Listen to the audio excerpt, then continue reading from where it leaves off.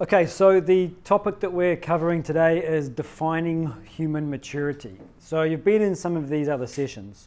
What you'll find is that there is some repetition of ideas through this. Now that's deliberate. I'm not just being lazy.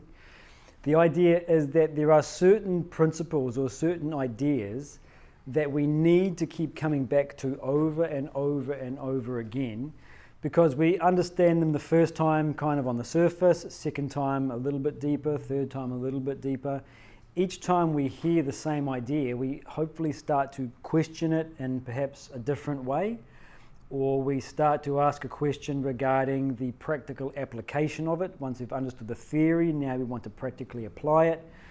So that's why we have some repetition of ideas during these sessions. And again, as always, any questions, feel free to interrupt me. All right. So I want to start by looking at understanding what we mean by philosophy.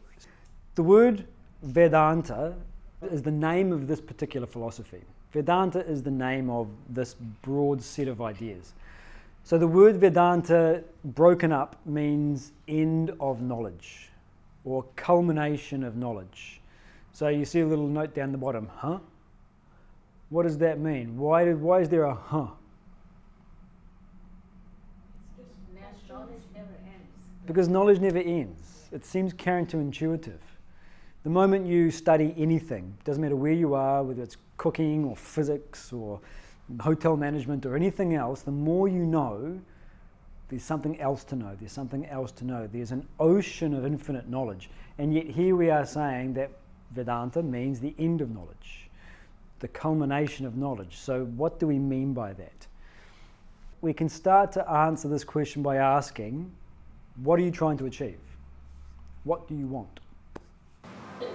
At the end result, peace. At the end result, peace. Exactly. And it's a good way to put it, at the end result. Because whatever I'm doing now, whatever my activity is, whether it's at my workplace, with my family, my social, my health, it doesn't matter what I'm doing, I'm trying to achieve a sense of well-being. I'm trying to become happier. So what we're trying to achieve is what we might call permanent, unbroken satisfaction. Because it never happens that we get peace from an activity and then later on we forget about that and we say, oh, my mental peace, my happiness, my satisfaction has gone away, but it's okay. I had it earlier on, I don't need to have it again. It never happens that way. If we watch a movie or we read a book, once I've finished reading that book, I know everything about the book. I know the characters, the plot, the storyline, everything. I'm not compelled to go back to the book to find it out again. Whereas happiness isn't like this. When I've had happiness, I'm never satisfied with the fact that I had it in the past. I must have it right now in the present all the time.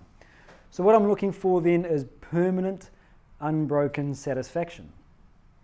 So why this is relevant, on the left-hand side we have human evolution going from 0 to 100, bottom to top, and on the right-hand side we have dependence on the world going from 100 to 0, bottom to top.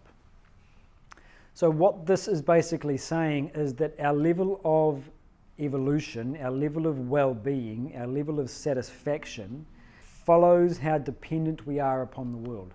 So the more dependent on the world I am, the less satisfied I will be in life. Makes sense, right? So I always use the same example to sort of try and illustrate this point. So I know some of you, have you heard of the Ananda Spa near Rishikesh? Yeah, okay. So I was teaching at the Ananda Spa for a little while. And there was a lady there who attends, about once a year she comes for, 3 or 4 weeks. And when her name comes on the guest list, all of the staff, oh no, she's coming back. Why? Because she complains about everything. It's a palace. It's set up only for the well-being and the comfort of its guests. Amazing food, spa treatments, beautiful surroundings. She complains about the beds, the rooms, the spa treatments, the food, the chef, everything. So what that means is that she has a lot of demands. She's highly dependent upon her external environment being a particular way, and when it's not, she's dissatisfied, and so she complains. So this is exactly what we're saying. Now you take that example and apply it to your entire life.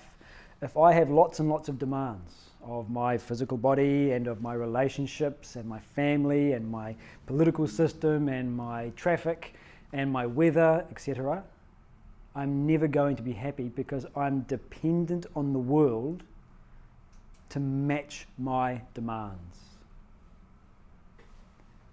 This is immaturity.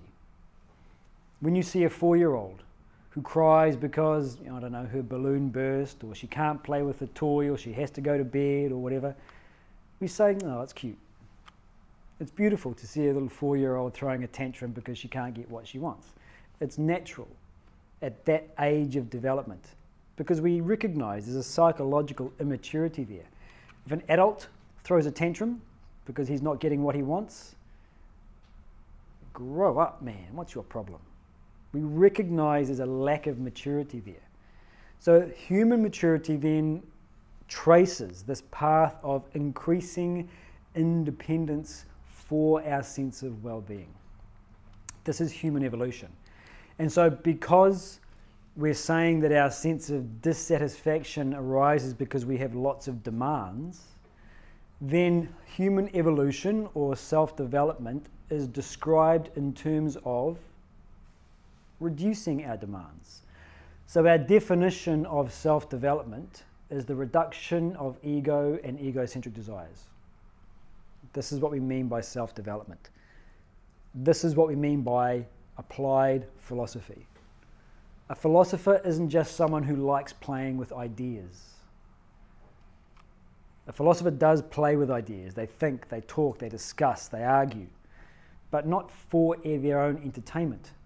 The reason that a philosopher practices philosophy is because he or she is attempting to reduce their dependency upon the world, to spur their own self-development. The effect of self-development is to enhance and balance two very important qualities in human life: autonomy and empathy. So these two qualities are like the two sides of a coin. You can't have heads without tails. You can't have autonomy without empathy. If we only are improving one of these, then our self-development is out of balance. So both of these need to be improved. Then we know that our self-development is actually moving along the right path.